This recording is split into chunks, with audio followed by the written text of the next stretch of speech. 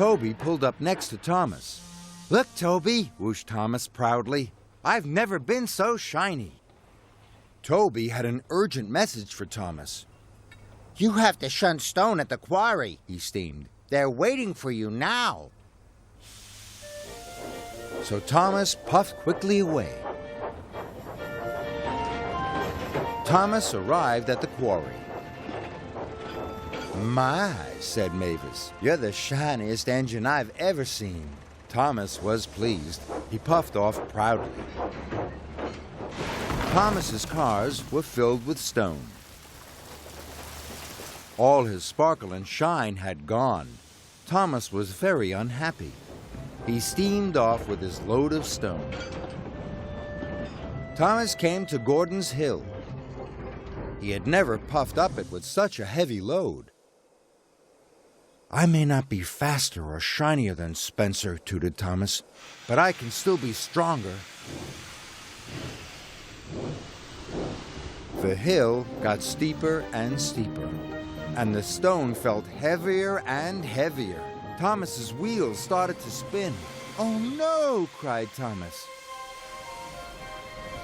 Stones tipped out of the freight cars. He slid all the way to the bottom. Thomas wasn't strong enough after all. Thomas felt very, very silly.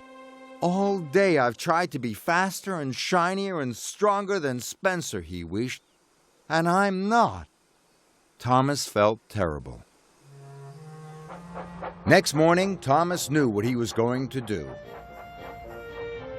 "I don't want to be faster, shinier, and stronger than Spencer anymore," he chuffed.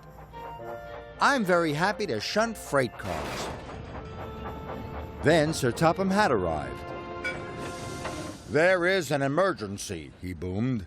"The Duke of Boxford has to return to the mainland on very important business. Where are his special passenger cars?" "His cars are right at the back of the yard, sir," puffed Thomas. "But don't worry, I can shunt them to the front very quickly." "Well done, Thomas," said Sir Topham Hatt. "Take them to Spencer immediately."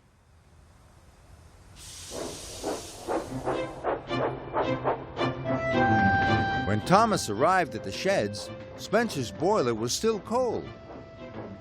"You might be the fastest, shiniest, and strongest engine, but you're the slowest to get fired up," Thomas tooted cheekily. Now it was Spencer's turn to feel very silly. Then the Duke arrived. "Why are you not ready, Spencer? I will miss my airplane," he said sternly. "Thomas, you must take me to the airport." "Yes, sir," tooted Thomas. The Duke's special coat of arms was placed on Thomas's boiler, and Thomas steamed grandly away.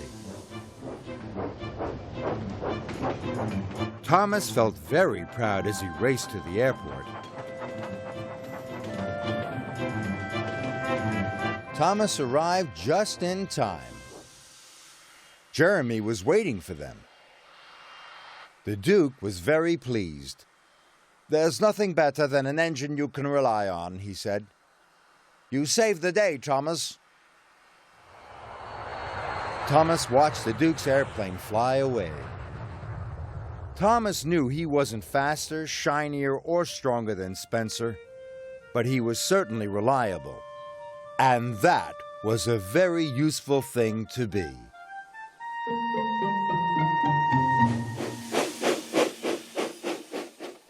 Here are some dots. If we join the dots, we will see one of the engines of the Sodor Railway. Can you guess which engine it is? Let's join the dots and find out. Off we go. There's the front of the engine. It's very straight, isn't it? And you can't see the wheels. They're hidden. The back and the top. They're quite straight too. Do you know which engine this is yet? It has a small funnel. This is a very square engine. There's only one engine that shape. Yes, It's Toby. Hello, Toby.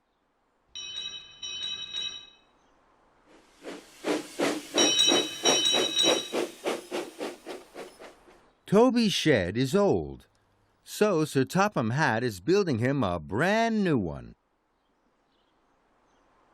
But the shed still needs a roof and a door. The workmen have delivered 3 new roofs, but only one of them is right for Toby's new shed. Which do you think it is? The first roof is tall and pointed. Does that look right? No, that roof has a spire. It goes on a church, not on a shed. What about this one? This roof has round turrets made of bricks. Does that look right? No, that roof has turrets. Turrets go on a castle, not a shed. One roof is left. It's got sloping sides and is made of wood. Does that look right? Yes. That's the right roof for Toby's new shed. Now Toby's shed has a roof, but it still needs a door. The workmen have brought 3 new doors, but only one of them is right. Which one do you think it is?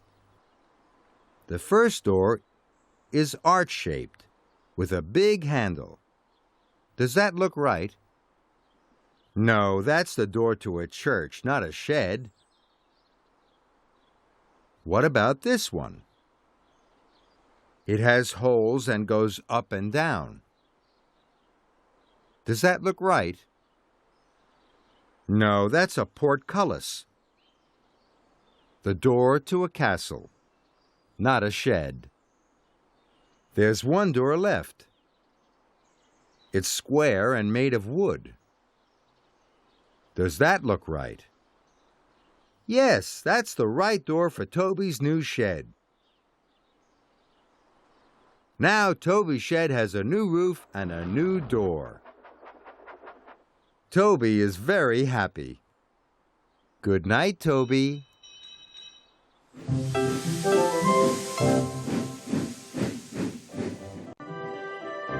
The island of Sodor is a wonderful place. There are lots and lots of engines. Who's that puffing along the track? It's Henry. Henry is a big green engine with a big green coal tender. The number 3 is painted on the side. Henry's firebox needs special coal. When that burns brightly and his steam puffs proudly, Henry is as fast and as strong as any engine. Sometimes he wishes he could pull the express. One day, Henry's wish came true. He saw a group of children by a tree in the forest. They told Henry it was a wishing tree. So Henry wished he could pull the express. The next day, Gordon was sent to the repair yards. Henry was to pull the express. His wish had come true. This made Henry very happy. But later, Henry wasn't happy. Passengers were jiggled and jolted. Food flew in the air, and buffers were bashed and biffed. Henry felt terrible. Henry went back to the wishing tree. He wished he would never have to pull the express again. Henry always works hard to do the best job he can. One day, Henry puffed over to the Scottish castle. Sir Topham Hatt asked him to collect a new flagpole. Henry looked everywhere for something tall. He was so busy looking up at Cranky, who was tall. that he biffed into a flatbed. The flagpole rolled right off it, and Salty rolled right over it. The brand new flagpole snapped in two. Henry had to find another flagpole. He puffed all over the island, but he couldn't find one. At last, he chuffed sadly back to Brendam Docks. Then Henry saw an old sailing ship. Visitors were taking photographs of it. Suddenly, Henry saw he had found the new flagpole. The old mast was perfect for the job. And he was right.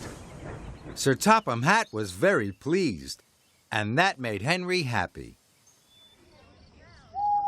That night, the flag was hoisted on the old ship's mast.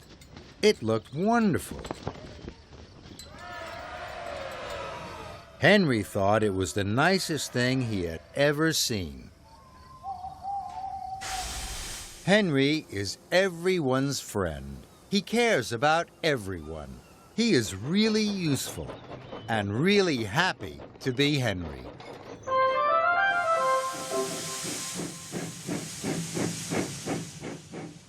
Here are 3 engines. Some of them are happy, and some of them are sad. Can you tell who is which? Here's Percy. He has been pulling mail cars. Percy likes delivering the mail. Do you think he's happy or sad? That's right. Percy is happy. Now here's Gordon. He has been pulling the express. Gordon is very proud to pull the express. Do you think he's happy or sad? Yes, Gordon is happy. And here's James. He has been working at the coaling plant, and there is coal dust all over his shiny red paintwork. James doesn't like being dirty. Do you think he's happy or sad? You're right. James is sad. 2 of the engines are happy, but 1 of them is sad. What will make James happy? That's right. Going to the washdown. Being clean and shiny makes James very happy.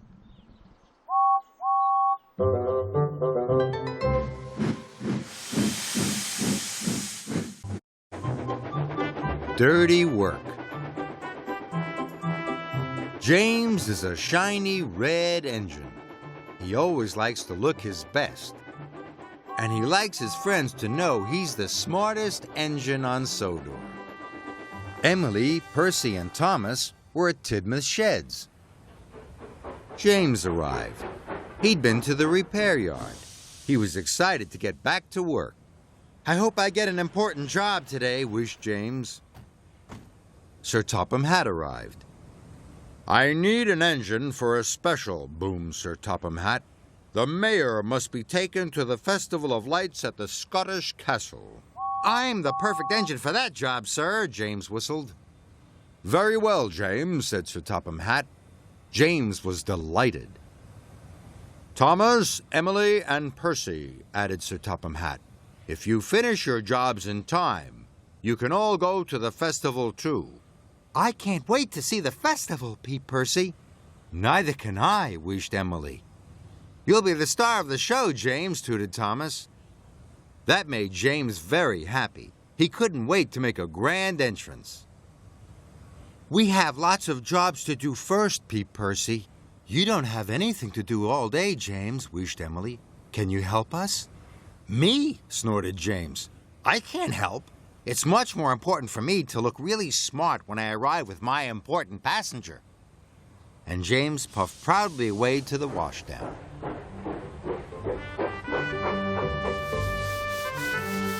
At the washdown, James was very happy. He enjoyed having his boiler brushed and his cab cleaned. Percy stopped by on his way to the quarry. I still have lots of work to do, he puffed. Can you help me, James? Sorry, Percy, sniffed James. It's much more important that I look smart. Now I need to be polished. Soon, James was being polished until he shone. Don't forget to buff my buffers, he tooted happily. Thomas puffed up with a long line of coal cars. Cling, clang, they giggled.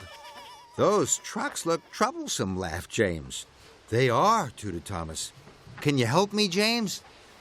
Sorry, Thomas, cried James. I need to look smart for my passengers. Now I have to get my funnel swept. As his funnel was being swept, James smelt a fishy smell. Bless my buffers, he cried. What's that? It was Emily. She was pulling wagons of fish very slowly. These are very heavy. Can you help me, James? She puffed.